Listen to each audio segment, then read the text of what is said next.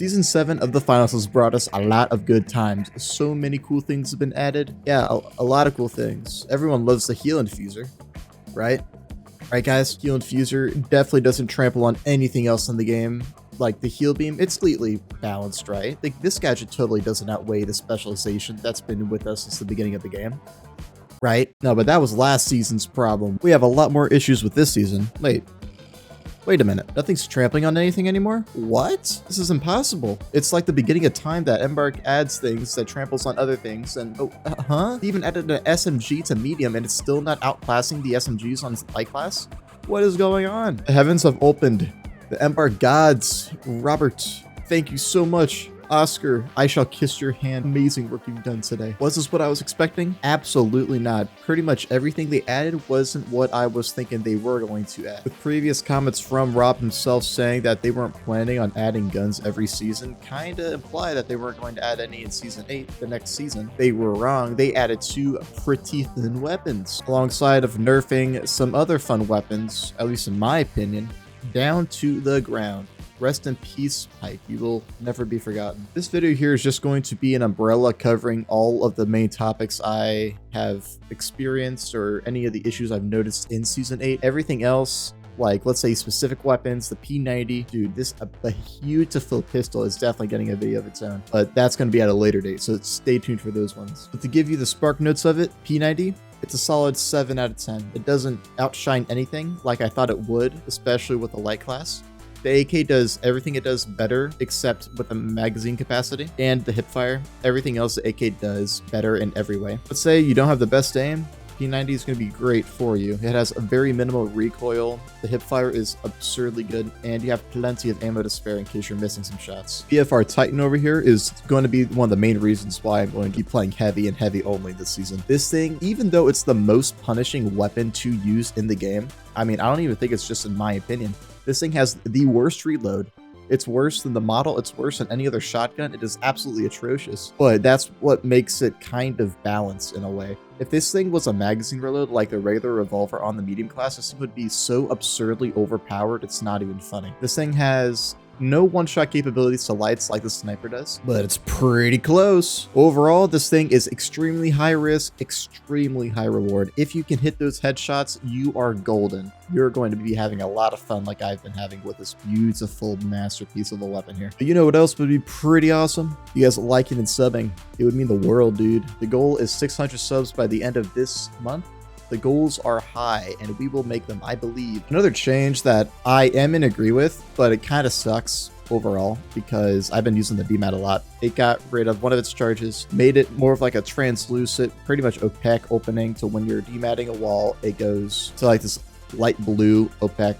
You just can't see through it. It takes like a quarter of a second to see through, but that's just enough to where, let's say there's an enemy on the other side. He knows you're coming. You don't know he's there. He has an advantage on you, which is good. Doesn't mean it's not overpowered still. In my opinion, a best specialization on medium, even though the other 2 specs did get buffs, which are noteworthy. The heal beam in particular, I'm excited to use a lot more than I have been. It got a buff to where instead of just healing for 40 hit points a second, it's now up to 46, which increases its overall healing capacity from 220 to about 252. This makes the healing beam much more effective when healing mediums and especially heavies, dude. It's a breath of fresh air to see this thing have more life in it, even though it was pretty OP at the beginning of the game. It's good to see that it's still going to get some more use, at least in higher elos like in Plat. Maybe not so much in Diamond or Ruby. I can't say much about that. I haven't hit that yet, but I am hoping this buff does breathe some new life into the heal beam. I love it. It's my favorite specialization in the entire game. I have the most hours on it. It's just sad that I felt like I had to switch to DMAT last season because, like, what's the point of running heal beam when you have the heal infuser? And the heal infuser did get a nerf to about 14 hit points each, which it's very minor. It's not the craziest thing in the world, but it does help kind of skew the healing potential in the heal beam's aisle, which I think is a good thing all the way around. The specialization should always be better than a gadget when it's doing the same exact thing, you know? Terry the Turrets. This man got some buffs, not as crazy. I mean, it's not like the heal beam had crazy buffs anyways, but I still think the healing beam had better changes to it. Terry over here got some cooldown changes, with the cooldown speed being changed from 40 seconds to 35 seconds. The overall retrieval time with your little tablet gizmo there is from 20 seconds to about 17.5 seconds. Nothing with a regular pickup speed. That is fine the way it is. I don't think that's ever going to be changed. Nothing to do with its damage, hitbox, his health, anything like that is still the same, which is fine. I mean, Terry has... It's kind of hard to make him crazy good without like reworking him entirely. So I understand what they're trying to do here, but I still think Terry needs a lot more love, just in a different way, just not with like static buffs to its cooldown or to its health or to its damage. It needs something done entirely to it to make it just feel better, you know? Now, the last spec I'm going to talk about in this video is the Wenchclaw. I mean, this thing was an absolute menace and still possibly can be in this season. Back in season 7, you didn't see anything else in higher elo than Wenchclaw. It was absolutely oppressive, and I still have a feeling it will be. Especially with this tournament coming up, you're going to be seeing a lot of it if you're going to be watching those games going on. But they increase the cooldown when missing a target from 7 seconds to 10 seconds, which is a substantial change. Same thing with actually hitting like the cash box or contestant. It went from 14 to 18, which is noteworthy. Increase the cooldown when hitting all other objects from 7 to 14 seconds. Dude. This thing is still going to be good in practice. Like, nothing has changed to its damage, its range. Nothing like that has been affected. It's just cooldowns, which isn't bad. You're not going to see it as much, but you're still going to feel it when it actually does occur. Now, before I get into my overall thoughts and opinions on Season 8, at least with my first impressions of it, I want to talk about the Pike.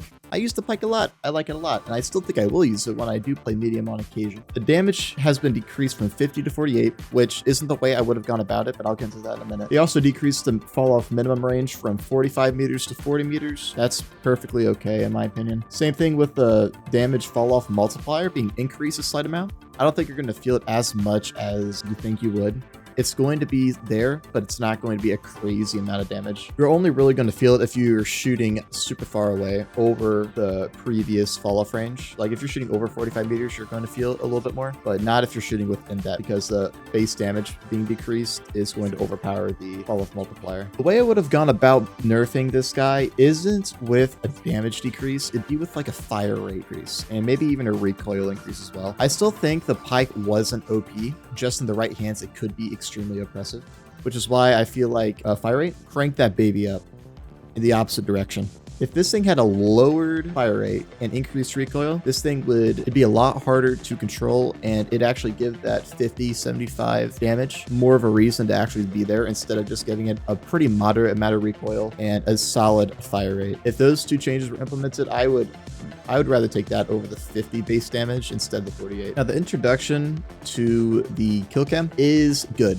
It is very, very good. It's going to help us, at least when it comes to like cheating allegations, or just you're curious to improve your gameplay. Right now, I know it's in the beta phase, but there is a lot of problems with it. The amount of time it takes to actually see the replay is pretty much, let's say you're playing quick cash, it takes 7 seconds for your entire team to respawn when you get team wiped. Like, you're not even going to see your death by the time the replay actually starts. It takes that long for it to actually do a startup and to see the events that unfolded to your untimely demise. If they had that start right away, that would solve that problem, but also just kind of destroy like comms. Like, if you're playing with a team, you won't be able to see where that person is coming from or where he's going to, so you can't give those comms. But then that's when you can just skip the kill cam if you don't really care too much about it. The desync with it is extremely noticeable. I was playing customs with a couple buddies last night. My man, his name's also Luke too, so shout out to Luke. He's a crazy good sniper, but his flicks are so quick. Like, by the time the actual replay ends, I'm dead and his cursor hasn't even moved because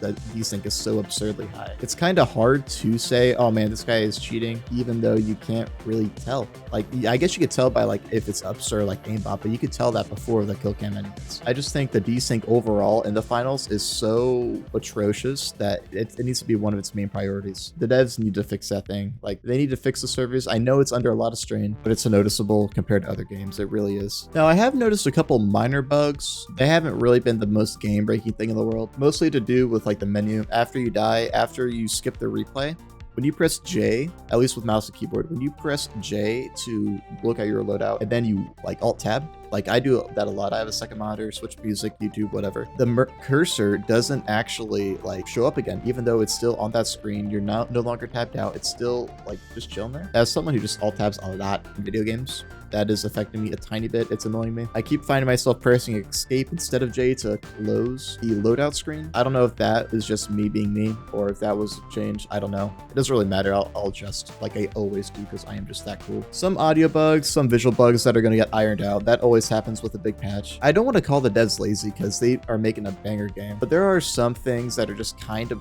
big oversights that I don't really see how they did, especially with the Pike. The Pike has an unintended effect to where it has like a 96, 98 headshot multiplier. That is, oh, honestly, I think it's really cool. An oversight like that is something you would expect the developers to catch. Kind of the same thing with a ranked skin showcase. You have the P90 as diamond, the sniper as gold. I forget what the platinum was, but the ruby was being shown as the AK, even though it already has a ruby skin. So what's the deal with that? I guess it's supposed to be the ARN this season. I mean, it doesn't really matter. I'm never going to hit ruby. But just oversights like that, you'd expect the developers to catch, especially if it's something like, I don't know if it's a JPEG file or what, but you'd think it'd be pretty like easy to not do that.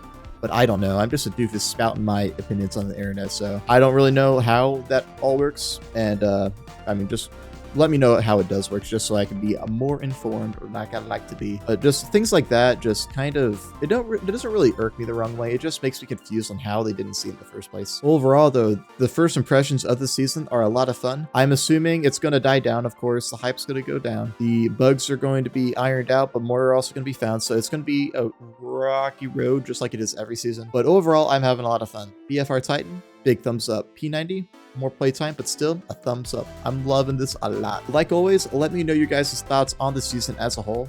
If I got anything wrong in this video, let me know. I'll do some changes if need be. Let me know what you guys think. Like, subscribe, do all the YouTube stuff. Love you guys. You guys have a good one, all right?